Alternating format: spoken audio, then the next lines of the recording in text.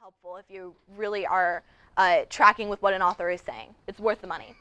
And then databases are good too. You can access the most prestigious sources, recent and relevant. The cons is that you have to generally pay to have access, or you can only download a certain number of articles per week. So that's databases like SSRN, we're talking about LexisNexis, things like that. So those are the basic different types of sources you can quote in a debate round for research. Do any of you guys have any questions about any of these?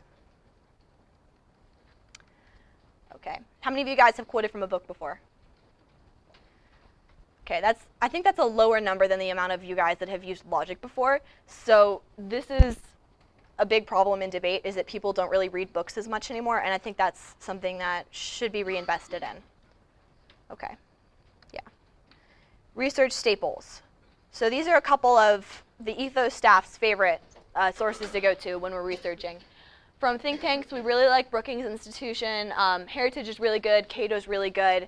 They're all slanted, but if you can defend the credibility, which really isn't that hard with think tanks like this, you should be okay to quote it in debate rounds. Do you guys have anything to say about any of these? Yeah, let me jump in there. Yeah. Let's talk about the search engines real quick. Go through those and then I'll jump in. Okay. I've only ever used SSRN for that. Search engines are basically, it's like Google, but more advanced. I guess Berkeley is good. Ty knows more about that one. I use SSRN, and basically that's a database of lots of different journal articles on specific topics. It's a really great way to find background information. I use it a lot for my personal brief writing, so I really love SSRN.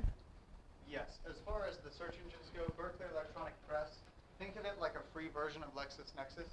It includes all of the law journal and academic articles that are produced out of UC Berkeley. And it's absolutely fantastic, great for finding evidence. And especially if you're doing value debate on the LD side, Berkeley's philosophy department, just about everything they've ever written is loaded up there. So that can be very handy. Yeah. Harvard has a think tank search on their website. That's free, that you can access. Harvard University? Yes. That's great. Excellent. Yeah, that's handy to know Yeah. about. I didn't know that. Do you know when they put it up? I'm not sure, but it has all of the think tanks that you can think of. Over the weekend, I took the liberty of looking at specific think tanks with programs on electronic surveillance for the STOA people. Three come to mind. One is the Center on Digital Economy at the Heartland Institute. So you might want to write that down if that's your resolution. And then two others are the R Street Institute and the Mercatus Center. The Mercatus Center at George Mason University. On the middle, yeah. Can you read the first one?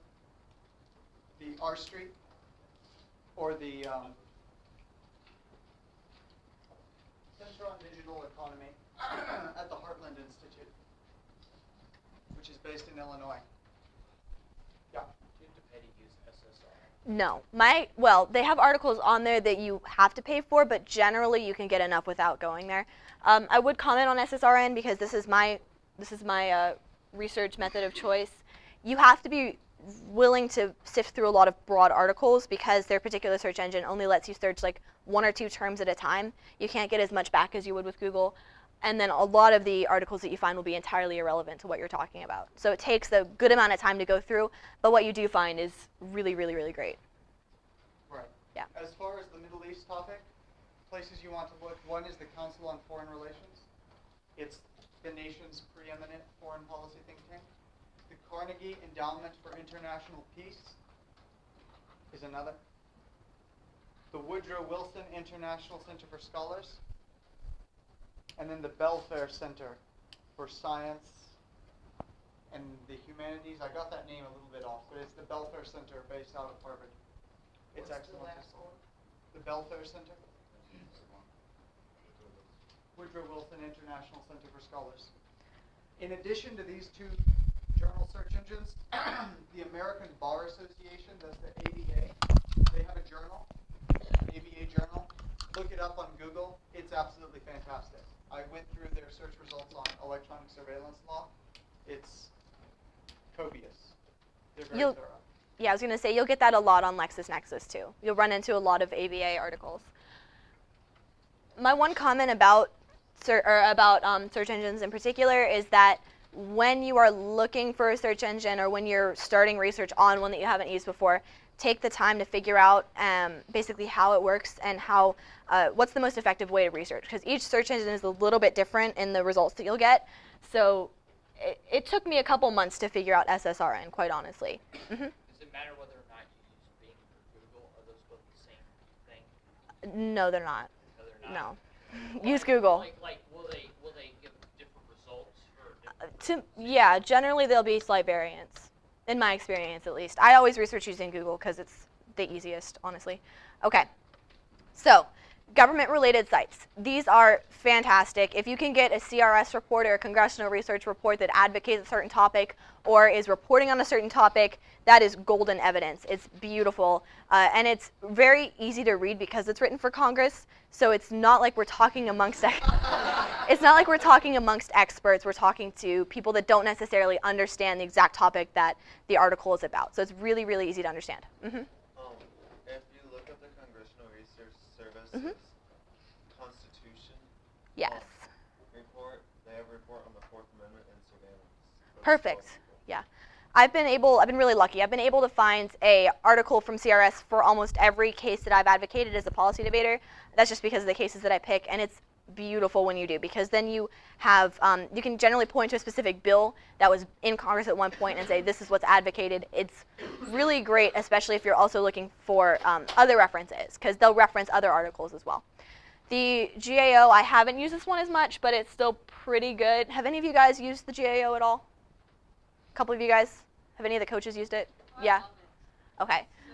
Yeah, I never really used it, but other people have, so I guess it's worth using. The Department of State, as you get farther down this list, you're going to get a little bit more politicized until you get to the Library of Congress, so you need to keep that kind of in mind. It's not always releasing specific facts. You have to keep in mind that it's released by a government agency. So they're all useful, but you need to kind of know what you're getting yourself into when you quote the Department of State, when you quote the Department of Defense. So that's what I would say about government-related sites. The CRS is definitely the most useful of all of these. I actually haven't used the Library of Congress at all, but that's worth looking into too. So is there not like a 3 or 4 letter URL for the Library of Congress? Apparently not. Yeah, most of this is from an older presentation that I didn't actually put together, but yeah. Okay.